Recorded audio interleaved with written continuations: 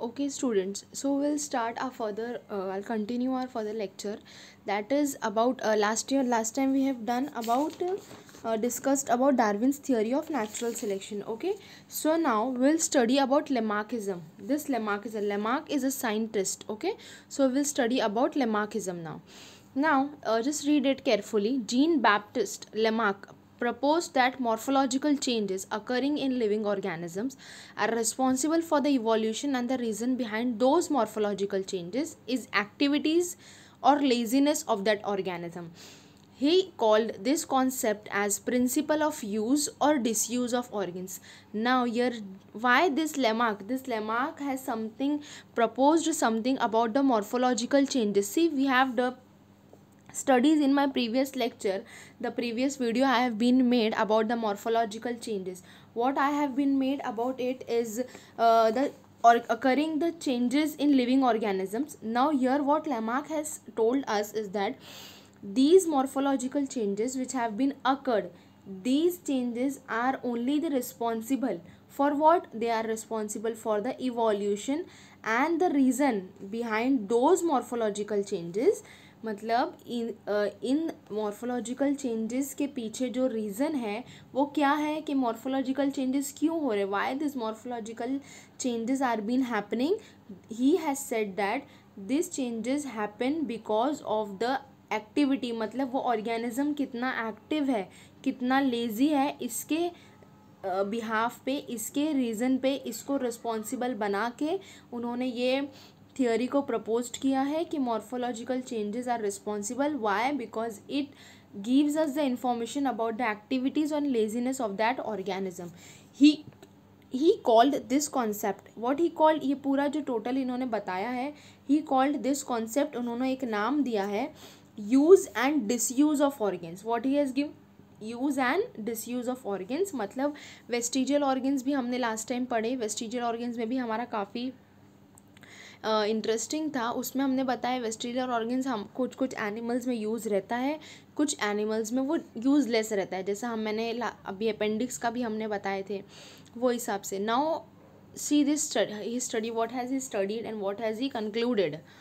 Further he said that neck of the giraffe has become too long due to browsing on leaves of tall plants by extending their neck for several generations. See, listen. Darwin ने सारे changes, सारे evidence, everything he said on the basis of the proof through the evidences, strong evidences, fossils, palaeontological, anthropological and morphological, anatomical. These are the strong evidences he has been put forward for us to just henceforth to trust his selection, to trust his theory. But what this Lamarck has done, he has also said us about evolution, but he has not said us told us, he had not concluded this evolution with us regarding to the evidences, but he has told us that evolution becomes and morphological changes also happen. Why? Because as depending upon the activities of the organisms. इन्होंने बताया है जैसे जैसे जो organism की जैसे जैसी activity रहेंगी वो उनके अंदर मॉर्फोलॉजिकल चेंजेस उस हिसाब से आएंगे. The activities which takes place can also lead to the morphological changes of the organism. तो यहाँ पर उन्होंने एक जिराफ का एग्जाम्पल दिया है. You know the giraffe, the neck of the giraffe is too long. तो यहाँ पर बताया कि उसकी यहाँ पर इन्होंने कंक्लूड किया है, वैसे इनकी इनकी जो थियोरी थी, his theory has been rejected. yes, Lamarck theory has been rejected because he has not concluded with the proofs, and it was like just a theory put forward. Yes, and he has said according to the activities the morphological changes can be decided. तो यहाँ पर giraffe का क्या example लिया है, क्या उन्होंने बताया जैसे जिराफ की जो गर्दन होती है, the neck of the giraffe is too long. तो why it is long, he has said this कि because giraffe want to eat, giraffe browse on the leaves of a tall plant. वो हमेशा tall plant के leaves को browse करते हैं, वो उनको खाने को देखते हैं, क्योंकि वो टॉल प्लांट को करते हैं, टॉल प्लांट को ब्राउज करते हैं तो वो अपनी जो नेक है दे एक्सटेंड देयर नेक, तो दे extend their neck for several generation. तो यहाँ पर आपको देखो डायग्राम में दिया है जैसे यहाँ पर you can see here it is के giraffe neck is little bit long, then afterwards after several generation he told कि giraffe neck is a little bit extend more and afterwards it is extended more and more. तो this was the theory of his कि according to the activities of the animals their morphological changes can be depend. फिर उसके बाद उन्होंने बताया है similarly, यहाँ हो गया एनिमल्स की बात, उसके बाद उन्होंने ह्यूमंस पे बात की है। He said that shoulders of the iron smith have become very strong due to frequent hammering movements. Why iron smith, black smith जो देखो हथौड़ा मारते हैं, जो ज़्यादा फिजिकल काम करते हैं, आपको एक बहुत बेसिक डिफरेंसेस पता ही होगा, जो मतलब मजदूर रहते हैं जो फिजिकल वर्क करते हैं उनके जो आर्म्स रहते हैं that would be very strong, that could be very strong regarding of the peoples who work on the offices and different thing. उनके आप देखेंगे उनका स्टमक साइज इंक्रीज होने लगता है, and stomach size is increase and the shoulders and arms are becoming weak as compared to that when the person who are doing physical work they have their arms very strong and the stomach part very less. तो यहाँ पर वही बता रहा है the activities the person are doing the morphological changes are being dependent on that, he has said this thing. Okay, then afterwards what he has saying, मतलब यहाँ पर क्या बताया है कि iron smith means black smith, iron smith हो गए, black Smith हो गए, इन सभी के बारे में बताया है। तो मतलब इनका जो हैमर, जितने ज़्यादा ये हथौड़े मारते हैं उस हिसाब से इन्होंने ये बताया है कि हैमरिंग मूवमेंट जितना इनका होता है हैंड का हैमरिंग मूवमेंट्स होता है, तो वही हिसाब से इनका जो आर्म्स वगैरह है मॉर्फोलॉजिकली बहुत ज़्यादा स्ट्रॉन्ग होते हैं। थर्ड थिंग इन्होंने बर्ड्स में बताया है, what he has said, wings of the birds like ostrich and emu have become weak due to no use. So ostrich and emu, the birds, these two birds has a vestigial organ. What vestigial organ? That they have wings which has not been used, so these wings become weak. According to him, legs of the birds like swan and duck have become useful for swimming due to living in the water, and snakes have lost their legs by modifications in their body for burrowing habit. What he has said here is legs of the birds means what? Legs of the bird means what? Like swan and duck have become useful, like birds जैसा कि swan हो गए, duck हो गए, इनके जो wings रहते हैं, इनके जो लेग्स रहते हैं वो बहुत ही ज़्यादा यूजफुल रहते हैं। Why? Because they swim in the water, and snakes have lost their legs. Snakes also have their legs but it is a vestigial organ and it has of no use because of modification in their body for burrowing habit. क्योंकि इनका modification होते चला गया and it was of no use, so it was of no use, तो वो इतना काम नहीं आया और उनकी मॉर्फोलॉजिकल हैबिट चेंज होते गई। All these examples are type of acquired characters and transferred from one generation to another generation. This is called as theory of inheritance of acquired characters or Lamarckism. What he has said, acquired characters. What do you mean by acquired characters? See, acquired characters are the characters which are transferred from one generation to the another generation. He has said that these things, see in the giraffe I had already explained that this is the first generation, second generation and the third generation. What he told that the activities which with the first generation follow just carry on to the next generation, and then it further carry on to the next generation. So this he has proposed, this he has concluded, and he called and he concluded the name of the theory as theory of inheritance of acquired characters. But unfortunately his theory has been rejected. Why? Because it has been proved, it was proved by some another scientist, like this was not the acquired characters which are to be transferred from one generation to the another.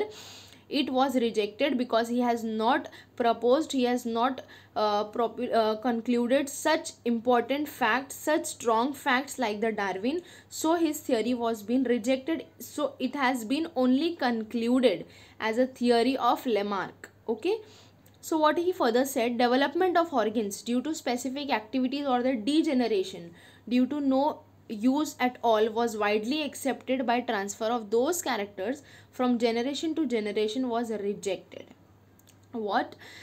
Development of organs due to specific activities, मतलब कुछ कुछ activities जैसे मैंने बताई, giraffe का भी activities होता है, बाकी विंग्स, बर्ड्स में विंग्स का भी एक्टिविटीज़, स्नेक्स में लेग्स का एक्टिविटीज़, मतलब ये सब कोई यूज़ की नहीं होती है. तो धीरे धीरे व्हाट ही सेड कि धीरे धीरे this starts degenerating. What he said, everything will be start degenerating. For example, what he said, like ear pinna of a human. Okay, so according to him, ear pinna will degenerate slowly and no ear pinna will be remained, according to Lamarck. So this was rejected because it has not been verified. See, हमारे इसमें भी generation to generation हुए हैं in humans, हमसे हमारे ancestor से generation हुआ है, हर किसी में ईयर पिन्ना था, बट इज इट अभी तक डीजनरेट हुआ है क्या? Ear pinna is not been degenerated. That's why this theory was just disproved हो चुकी थी उनकी थियरी. उनकी थियरी में कुछ दम नहीं था, कुछ स्ट्रॉन्ग पॉइंट्स नहीं थे, इसीलिए उनकी थियरी को डिस्प्रूव्ड कर दिया गया था according to the verification, because generation to generation the things wasn't changing, everything was that only, and his theory got disproved. The living organisms can transfer the characters which is acquired to the generation. This is called as the ancestry of acquired characters. Okay, so the characters are being acquired from the previous generation to the further generation. Okay, and this is the characters which are acquired is called as the ancestry of acquired characters. Then further we will start about speciation. What is speciation? This is the last part, I think second last part of the chapter, very easy. Okay, now speciation is formation of new species of, see species का तो meaning मैंने आप लोगों को पहले ही बता चुकी हूँ. See, formation of new species of plants and animals is the effect of evolution. Species is the group of organisms that can produce fertile individuals through natural reproduction. मतलब क्या है, जो पुराने जनरेशन है, तो उन पुरानी स्पीशीज़ है प्लांट्स की, एनिमल्स से, उनसे ही रिप्रोडक्शन होता है, उनसे ही न्यू स्पीशीज़ बनती है, and this is the effect of evolution. And species, what is the species? It is a group of organism. एक ऑर्गेनिज्म का पूरा की पूरा ग्रुप है. जैसे I gave the example of rose, red rose, black rose, yellow rose, मैंने आपको species का एग्जाम्पल दी थी. What they produce fertile individuals. Fertile means fertility, mixing up. Okay, through natural reproduction, naturally reproduce करते हैं. Each species grows in specific geographical conditions. Her species का एक specific conditions होता है जो वहाँ कहीं पर भी कोई भी जगह पर वो ग्रो नहीं कर सकते. Talking about plants over here, any plant can not grow in any kind of geographical conditions. मतलब चाहे वो ठंडी हो, गर्मी हो, या फिर डम्प एरिया हो, कैसा भी एरिया हो, हर प्लांट का एक अलग अलग पर्टिकुलर कंडीशन होता है. उन कंडीशन के इसमें वो स्पीशीज़ ग्रो करते हैं. Then as per they grow to the geographical conditions के डिपेंड, जोग्राफिकल कंडीशंस पे डिपेंड रह के वो ग्रो करते हैं. Similarly, their food, habitat, reproductive ability and period is different. Her plant की, हर स्पीशीज का food, their habitat and their reproductive capability, the how could they reproduce, how much is their ability to reproduce, and everything, and the period is different. However, genetic variation is responsible for formation of new species from earlier one. Now, genetic species is very much responsible. Genetic variation means changes in the genes. जो animals की बात हो रही है, animals में भी जो jeans के अंदर चेंजेस आते हैं जनरेशन टू जनरेशन में, it is very responsible for the formation of new species. There might be something new in the further generation and there might be something more new in the next further generation. तो क्यों, why it happens? Just because the variation in the genes. Besides, geographical and reproductive changes are also responsible. तो इसके genetic variation के अलावा भी geographical conditions and the reproductive changes भी responsible होते हैं for the formation of a new species. Similarly, geographical and reproductive isolation also leads to speciation. Means what? Geographical conditions भी depend करते हैं plus reproductive conditions भी depend करते हैं to speciation. Species का एक speciation matlab that is a quite special organization. Okay, now we will then study further, that is human evolution. That human, this is actually, you know, just read it, just understand this for the sake of study. Okay, so here what has been told at the beginning of the chapter, at the beginning of the previous lecture, I have been only told about you about, I was just talking about the human evolution actually. तो human evolution को ऐसा कहा गया है कि हम सबसे पहले थे मंकीज़, फिर मंकीज़ से इवॉल्व होते गए, यहाँ पर आपके डायग्राम्स में दिख रहा होगा, देखो मंकीज से इवॉल्व होते गए, इवोल्यूशन हुआ, देन जाके एक Cro-Magnon man, that is hours, तो हम तब हम बने. But you know what is the truth and what is not. So just study for the sake, just read it for the sake of study. Okay, now the biodiversity that is known today has been said to formed from very simple and unicellular organism due to evolution. As I have already said कि unicellular organism से evolution start हुआ है. Then in this evolution, origin of human evolution can be shown as per the picture given below. Here see the picture has been given below कि पहले it was a monkey, ancient animals like lemurs, काफ़ी साल पहले I think 7 lakhs to 7 crores. Okay, तो yeah, it was, I guess it is 7 crores. Okay, then what happens, यहाँ पर आप देखोगे मंकी, मतलब बताए 700 करोड़ साल, 7 करोड़ या 700 करोड़ साल पहले क्या दिया हुआ है यहाँ, एंशियंट एनिमल्स थे, लीमर्स कहा जाता है इनको. तो ये सबसे पहले थे, ये हमारे, ये बताया, ये जो ह्यूमन खड़ा है ये इसका कॉमन एंसेस्टर है. ओके, ये ऐसा बताया गया है यहाँ पर. Then what has been said, origin of human evolution can be shown. ठीक है, last dinosaurs disappeared approximately 7 crore years ago. It is a 7 crore. Okay, क्या बताया, it is a 7 crore years ago. Dinosaur तब ही डिसअपियर हो चुके थे.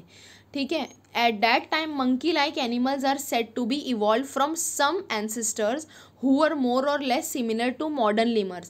क्या बताया, what has been told over here, as soon as the 7 crore years ago, as soon as the dinosaurs got disappear, the monkey like animals begin to rise and they are said to evolve from some common ancestor से monkey का evolution हुआ, who were more or less similar, they वो कुछ ना कुछ तरीके से similar थे, किससे, modern lemurs से, means monkey से. Tail of these monkey-like structures, animals of Africa, is said to be disappeared about 4 crore years ago. अब पहले monkey बना, फिर उसके बाद 7 करोड़ से, फिर उसके बाद बताया है कि कुछ साल बाद क्या हुआ कि उसकी जो monkey की tail है वो disappear होना start हो गई. After disappearance, उसके बाद क्या हुआ, they developed due to enlargement in brain. Their hands were also improved and thus ape-like animals were evolved. फिर उसके बाद 4 करोड़ ईयर्स के बाद थोड़ा और आगे जब फर्दर इवोल्यूशन हुआ तो क्या बताया कि टेल तो गया, उसके बाद उनका ब्रेन का इवोल्यूशन होने लगा. Their brain were getting enlarge, their brain were getting evolve and hence their hands were also improved and they were looking like an ape like animals, जो एक ह्यूमन की तरफ इवॉल्व होते. They are been formed and evolve like a human being. Then after that, meanwhile, what happened? These ape-like animals reached to the South and Northeast Asia and finally evolved into the gibbon and orang-utan. What is this? Gibbon and orang-utan. Finally, मतलब ये क्या है? It has been evolved like a human. एक human का form कर रहा है ये चीज़, कि ये human का shape ले रहे हैं. ठीक है, इसका नाम ही एक्चुअली यही है. तो धीरे धीरे बताया गया, एक एक चीज़ कम होती गई और कम होती गई, उसके तहत वो क्या बने कि एक human, they have been formed like a human. Then what have been said here is remaining ape like animals stayed in Africa and from them gorilla and chimpanzee evolved about 2.5 years ago. Evolution of some of the 2 crore year old species of apes seem to be occurred in a different way. They had to use their hands more for eating and other work. Okay, then afterwards what happened, these their hands were enlarged, their brain was enlarged, their hands got improved. Afterwards what happened, these ape like animals who stayed in Africa, and then after their about 2.5 crore years ago, what evolved from them is gorilla and chimpanzee like structure they evolved. After then evolution of some more 2 crore years, मतलब और further evolution होने के बाद what happened, there seems to occur in a different way. मतलब वो जैसा monkey का first काम कर रहे थे in the ancient animals में, अब वो कुछ और तरीके से काम कर रहे. they were eating with hands. Okay, they were eating with hands and they were doing other thing with the hand.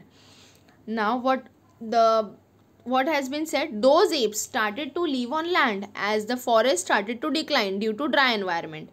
Their pelvic girdle developed in such a way that they started to stand in erect posture and grasslands, and thereby their hands become available for use anytime.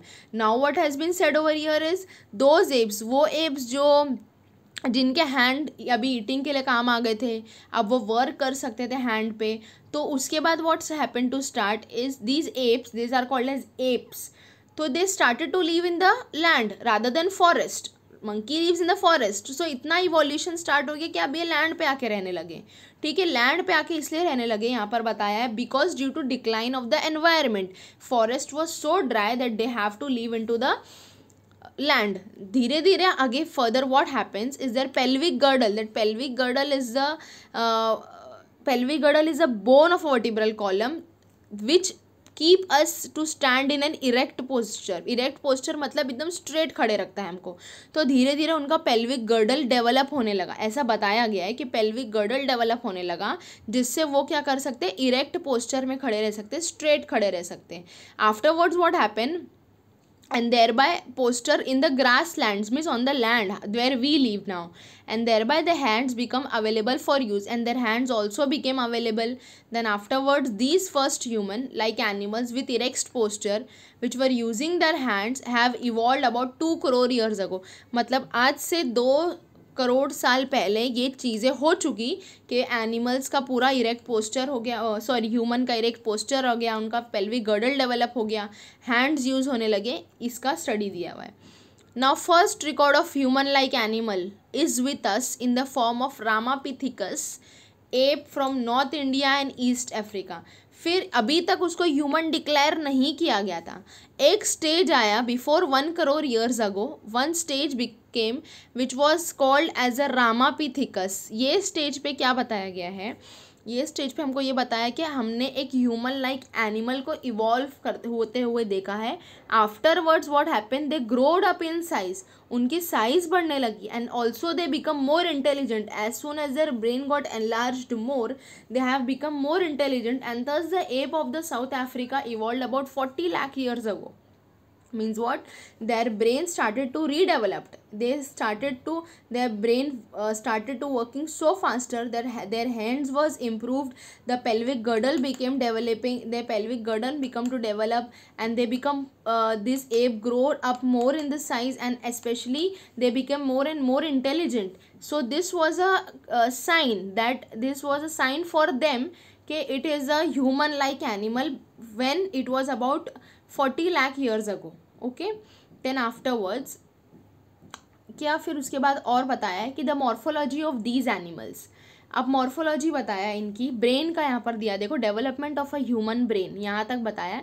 Then development of a human brain कैसा हुआ, the morphology of this human like animals started to appear like to be the member of the genus Homo. Homo means is, Homo मतलब होता है same, same होता है, होमो का means होता है सेम, मतलब ह्यूमन लाइक एनिमल्स. अभी तक इसको कंक्लूडेड ह्यूमन नहीं किया गया था, इनको ह्यूमन लाइक एनिमल्स बोला गया था.